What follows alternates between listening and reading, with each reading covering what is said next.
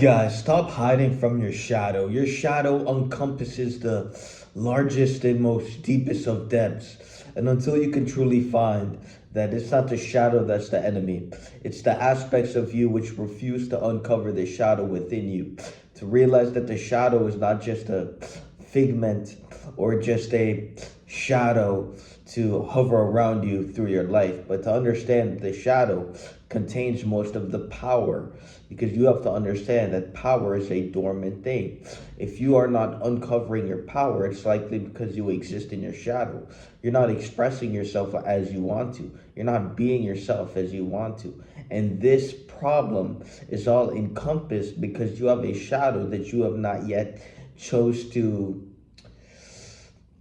dissolve to the point where you can actually exist and become one with your shadow. And so when we look at the world today, most people truly do exist in a shadow state, of mind. But it's in the uncovering and the unveiling and the tearing through the layers of the shadow to uncover and to reveal the shadow to yourself, and to allow this to boost you and to empower yourself from your shadow, to empower yourself beyond what you can see with the perceived eye, but to dive into yourself, to truly look within and to find out that the shadow is what's been controlling you. And the moment you can figure out what's been controlling you, what has been holding power over you, you now can transmute this into more power for yourself. You can now use the dormant power of the shadow as active power for your life.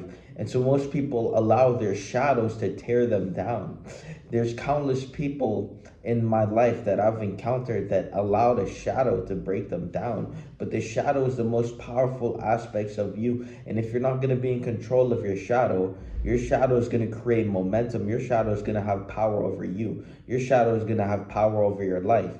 And so the truth is, you have to remove yourself from the confinements of the negative space that you inhabit in your mind, in your brain. And you have to truly allow yourself to unfold by empowering yourself, by having that positive self-talk, and by backing it up by factual, actual action, to actually choose to heal your shadow and to allow your shadow to not just be something that dormantly overpowers you through life, through compulsive thoughts, through compulsive urges, but to actually use your shadow as a source of power, as a source of inspiration, to never be like your shadow, but to use the force as an advantage in life, to use the shadow as a sort of as rocket fuel for the things you choose to do with your life.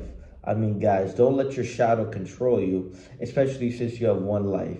And the one life that you choose to live and the way you choose to live it is a reflection of your self-worth. And so if you're not going to love yourself enough to empower yourself beyond that cusp, if you're not going to love yourself enough to break through and to break free from all these shadow cadences, all these shadow figures in the back of your mind that you can't see, but you definitely can't feel, when you feel the fear, the apathy, the guilt, and the lower emotions on the vibrational scale, on the frequency chart, when you feel these lower emotions which keep you in a low frequency, well, you have to understand that these are controlled by your shadow traits. And so if you want to overcome your shadow, well, it begins with the self-empowerment. It begins by taking action to empower yourself and to not let yourself go. And there's nothing more beautiful than seeing the transformation of what you transform into after overcoming and empowering yourself beyond the shadow, and to look back and to remember what was but will never be again, because you've empowered yourself so far beyond that that it no longer holds you down. I mean, guys, it's that fucking simple. Peace.